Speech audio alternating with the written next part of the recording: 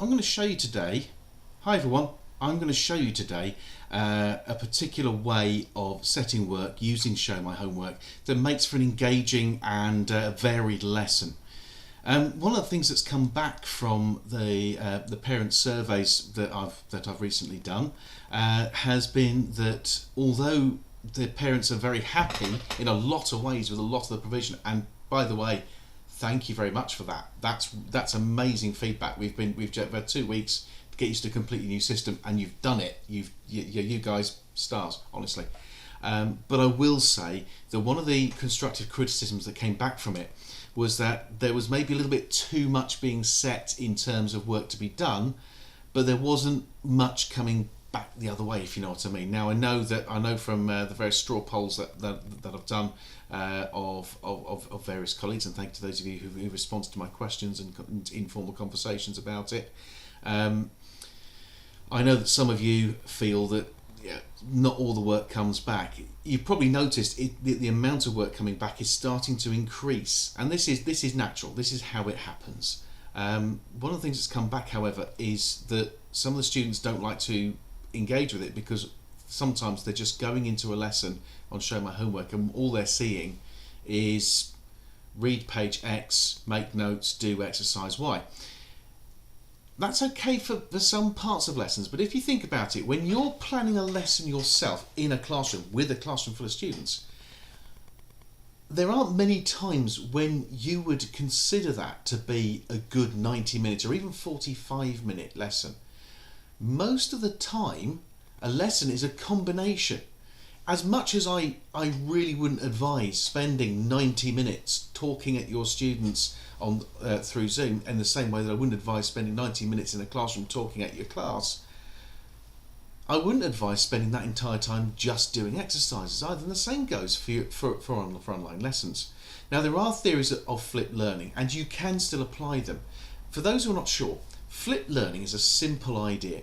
Instead of teaching and then the students doing some kind of response, the students are given a stimulus and they are encouraged to learn from that, respond to it, and then the taught part is the discussion based on what you've seen as a teacher. It draws on your expertise as a teacher, it draws on your expertise as a subject specialist. It's a very efficient way of teaching. It can be done that way, but either way, whether it's done through the teacher providing the stimulus directly through face-to-face conversation or a Zoom link or a video, or whether it's done through a literary source and then is fed back by the teacher, there has to be a part of the lesson whereby the student feels the teacher is talking to them. It doesn't have to be entirely live. In fact, for a lot of our students, it's impractical. I would never ask a student to attend an 8:30 a.m. meeting when that in their time zone is 3:30 in the morning, because they have to get up at 3 o'clock in the morning for a 3:30 a.m. meeting. That's unreasonable. If somebody asked me to do that, I know that my response would be somewhat two-fingered. Now, however, there is no substitute for trying to simulate at the very least that personal contact. One of the things that's been seen anecdotally is people often find their well-being improves if they meet somebody by Zoom, for example, because they feel that because they feel they've kind of met that person. For example, next week I have to go to a funeral, and that funeral will be streamed to various relatives around the world because they can't be there at the funeral. They feel but they do feel that through being part of that, through watching it at the very least, they feel a bit closer to it. Same thing goes with your lessons. The students will feel closer to you and to your lessons if they see you and they hear you saying something that's to them. That's why I've been giving online assemblies, because it's important to have a human being giving that information. There's nothing I could talk about in an assembly that I couldn't talk about in a letter, but it's not the same. So our lessons need to simulate that. That's the bottom line. It's not so much to do with efficiency of learning. It's got much more to do with that human factor, and that's something I forgot when I was setting all of this up. So I'm just going to stop the video, and I'm going to go to share my screen with you, and I'm going to show you the way that I set up lessons. It's not necessarily the only way, but it's the way I do it, and it seems to be quite successful. My students seem to appreciate it. I often speak to my students at the end of a Zoom session to see how they're feeling about things, and they say that they are enjoying it. Students where I've spoken to them and only one subject has been actually recording anything for them, or has been sort of giving any major feedback other than well done and a Seneca score, as you can imagine, they feel a bit disgruntled. They feel like they're not getting much back. The more you give back, the more the students want to actually learn and want to interact. On my survey, nearly all the students said that they actually like getting feedback from their teachers. They like that contact, whether it's in writing, whether it's face-to-face. Face-to-face is sometimes better, although I agree that with the Zoom with face-to-face, the feedback you're giving is more general. Either way, they do like that feedback. They like it when they see what your thoughts are on what they as a class have done. So that's got to be part of a lesson, but not the whole lesson. So I'm just going to come out of Zoom.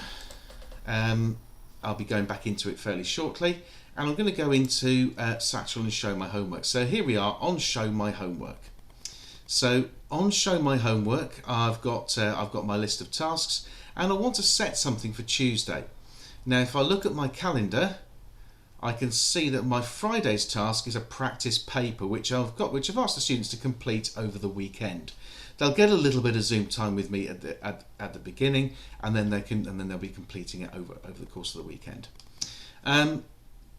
So when you're setting a homework, the usual way, set homework, and I want to create a homework. Now I'm going to want my students to respond to something. So to set the homework, I then give it a title. Well, this is going to be a paper 2 walkthrough. So this is a chance for the students to have a look at the paper 2 that they've done over the weekend. They're handing it to me on Monday.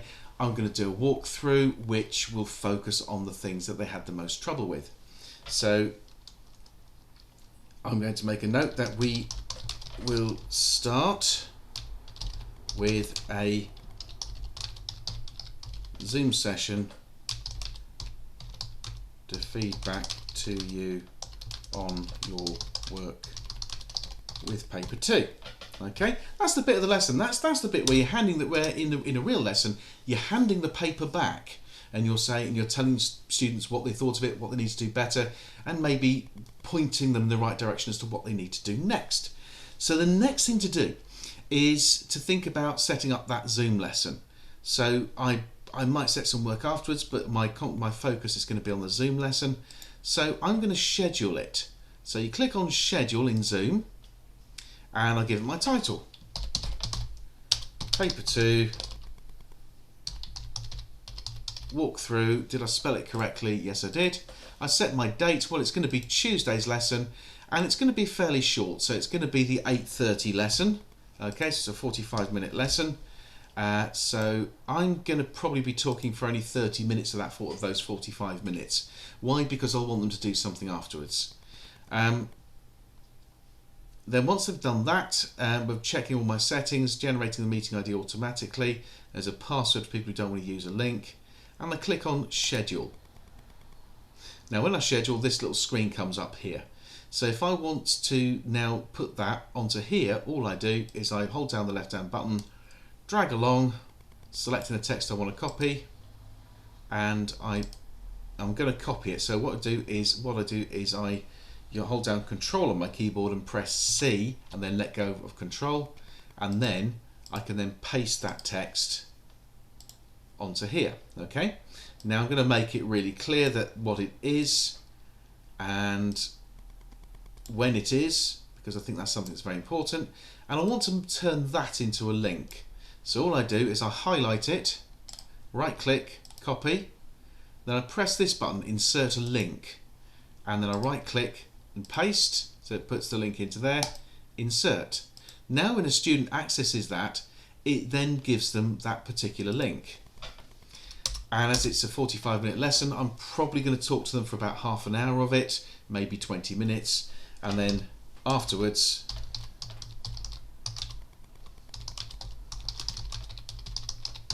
go over the corrections that I've just shown you, and I'm going to do a Q&A session.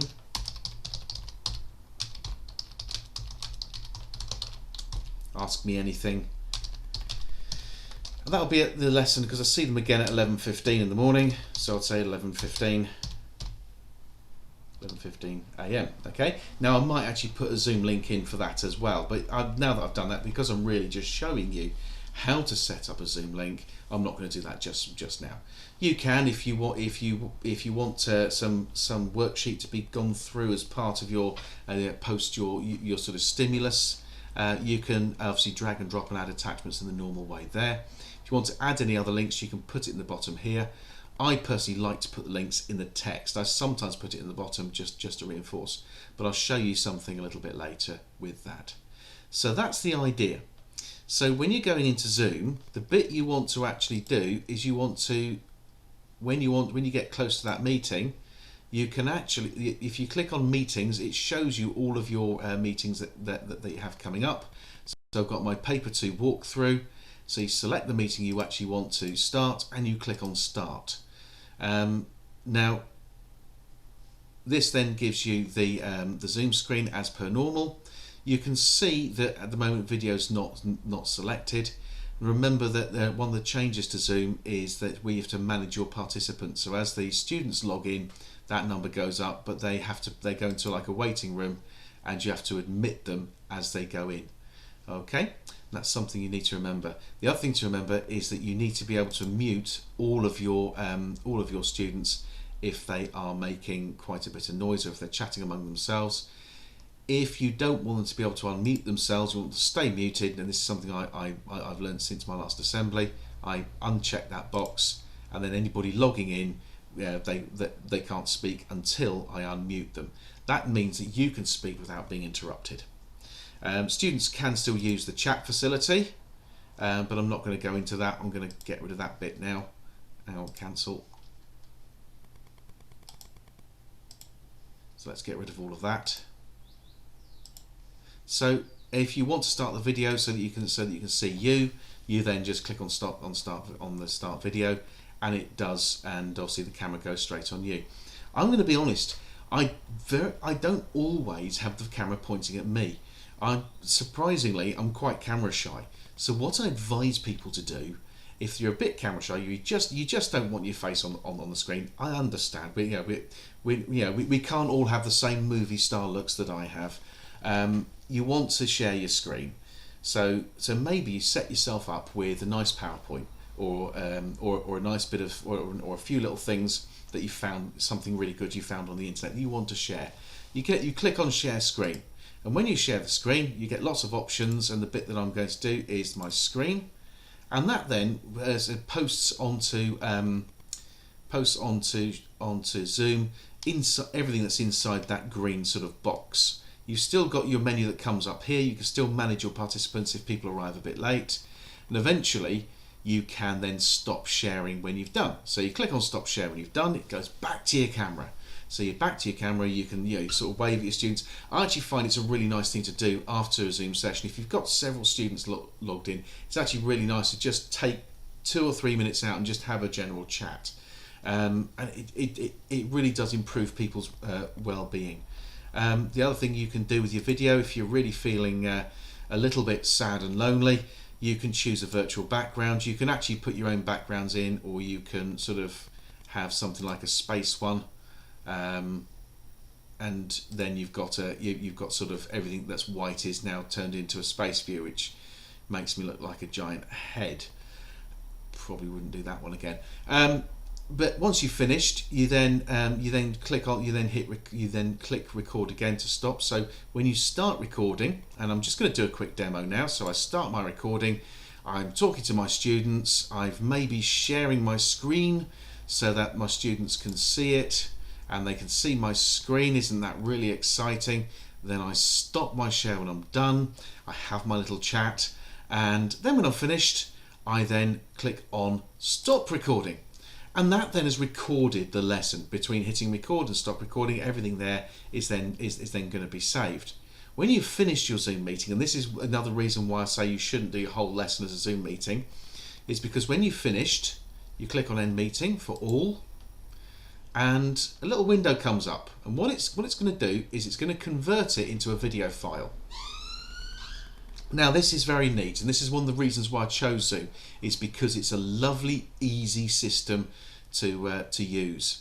It tells you it's converting it. It seems to have disappeared, but it hasn't. It's actually opened up the folder with your file. The one you're interested in there is called Zoom 0. That one. Okay. So what you do, the way Zoom works is it's a drag and drop system. So let's say we've completed the we've completed the that particular part of the lesson. The students have sort of got into it. Bear with me. One thing I've forgotten to say, by the way, I do apologise, is that if I'm going to have my Zoom lesson on May the 12th, I tend to start my lesson a day or so early. You should do that anyway, because a lot of our students are from sort of the time zones to the east, which means their day starts earlier, so they're kind of waiting on your lesson to come in if you just sort of start it on that date. So my advice is always have it the day before, and that way any students logging in early, they want to have a look, oh yes, lovely, I now know I've got a Zoom meeting straight away. And then my due date, well, it's whenever they're doing the work. Well, they're completing something. Well, you know what, they're supposed to be done by the end of the day, so their due date is actually the 12th. Okay, so I've done all that. I published my assignment. Now I've got my recorded Zoom lesson, so that's the bit you do when it comes to the lesson. This is the bit the students see. They've got their nice little link there. But what you want to do afterwards, straight away afterwards, is edit the homework.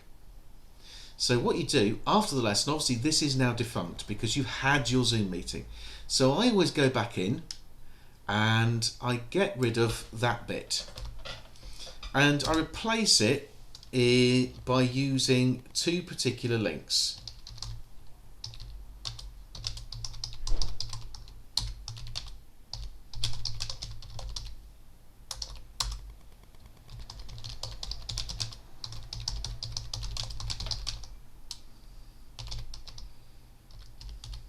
So any students who couldn't make it at that particular time because they're in a different time zone, what they can do is they can actually watch the recording. They can actually watch what went on. So to make the recording of the lesson, I've actually got my my Zoom video up here. Where was it? Is it that one? Yeah, it's that one. So there are a couple of things you can do. If you right click on there and you click on properties, you can actually see the size of it. Now, if that size is under 100 megabytes, as it is there, you can actually directly attach it like that. And that then attaches the video file, so the students just have to click on the link, and you tell them there to watch recording the lesson, click on the link at the bottom. However, if you're doing a Zoom lesson that's more than about 15-20 minutes, you're probably going to need, it's probably going to be too big to do that with. So don't worry about that. All we need to do is we need to just find another way to show the students. There are two ways. The first way is YouTube. When you go onto YouTube, YouTube is a nice video sharing platform. I'm sure you're familiar with it. The bit you want is, hopefully by now you'll have set yourself up with an account so that you can upload videos. If you haven't, it's very easy. You just click on that icon, you can set up your own account. So what I'm going to do is you go to create. You want to make a video and you want to upload it. So the window comes up in a second.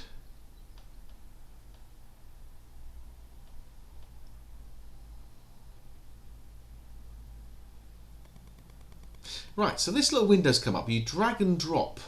Now the way drag and drop works is you get your window up with your file. The Zoom 0 is the one that you want. So you literally put your mouse over it, hold down the left button, drag it across, let go of the left hand mouse button, and it starts to upload. And as it uploads, you then call it the Paper 2 walkthrough.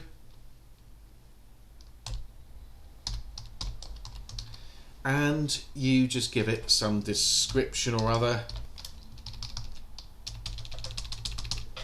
And what you then do is you scroll, while it's uploading, You want to say yes, it's made for kids, because it is made for kids. You've made it for your students. And under visibility, you need to make it public. Okay, so you then publish. It continues to process and eventually comes up with this link. Now this link, you can either select it and copy and paste it, or you can just press that little button here to copy the video link. Okay, so you press that button, it copies it to the clipboard, and you then go back into Satchel 1, back into the Show My Homework. So to watch a recording of the lesson, you just paste the link, and you want to make it into a link. So you select it, insert link, paste. Oops, that's my email's just gone down. So that's now a link, and to make it a link down the bottom here, again you paste the link, the URL that you've just copied, into there. You press enter on your keyboard. The reason why you'd want to do it at the bottom there as well is with YouTube is the video actually embeds into the website here. So although students in China still can't see it, students outside of China can see it. They don't have to go onto YouTube to watch it. It streams it straight via this website, and it just makes the lesson run a bit more smoothly. Now, students in China cannot use YouTube. It's blocked unless they've got their super duper VPN that does something amazing. So there is a file that does work. I'm told by people in other schools that this definitely works, and nobody's complained about it, so I assume it does. And that's a file sharing system called WeTransfer. So it's literally WeTransfer.com. And again, you have to set yourself up. So you set yourself up with a WeTransfer file. There's a free version and a paid version. I always use the free version. And all I'm going to do is you drag and drop your files to over here. For some reason it seems to be sulking. Right, okay, it's working again now. So I've got my video here, Zoom 0. So I literally drag it, drop it like it's hot, and click get a link. You can put a message in here. Personally, I don't really bother. It transfers the file, takes a few minutes, depending on how big the file is. And once you're ready, again, you hit copy link, go back to Satchel 1, and right click and paste. There it is. Now when they're doing that, you then go to highlight it, insert link, paste it again there, insert, and that's now a hyperlink to download that particular file. So students can then download their files via WeTransfer if they're in a country where YouTube is blocked. So your students can now watch that video. So that is one of the most accessible parts of your lesson. That is a really accessible way to do it. You can see that it only took me about 15 minutes extra time to actually get that set up. It's worth it. Imagine you're doing an hour and a half's lesson. You spend that extra 15 minutes, all of your students are getting so much more out of your lessons. Because they're getting so much more out of your lessons, they're engaging with the tasks a little bit more. They're wanting to log into your lessons because they get to see you, they get to meet you, or at least they get to see a recording of you meeting their classmates. That personal touch really does help, and that's something, please, we need to see a lot more of in the coming weeks. The bottom line to this is that no matter how we feel about using Zoom, it's something the students like, it's something the parents like, and it is something that improves engagement. It's also important from a business point of view in the school. The parents want to see this. They want lots of interactive videos. They want lots of sort of interaction from you. They want you to give lots of feedback to students' work. I know it's a lot to ask, but it really is worth it. If the students are dissatisfied and unhappy, then the parents are dissatisfied and unhappy. If we lose our students or the parents refuse to pay, it's very simple. We don't have any money coming in. We won't have any money coming in. And that has a very, very serious effect on the running of the school and also all of our jobs. It is important, at this time that we are doing everything we possibly can to try to produce the highest quality possible. But that's all I'll say about that. What I want you to really get from this video is how simple it is to record yourself and to have a live lesson, recording it and also sharing it with the students who couldn't be there. I know, because I can see who accesses WeTransfer, that quite a few of my Chinese students actually do use WeTransfer to download those video lessons. So please do use it. It helps. On that note, have a good weekend.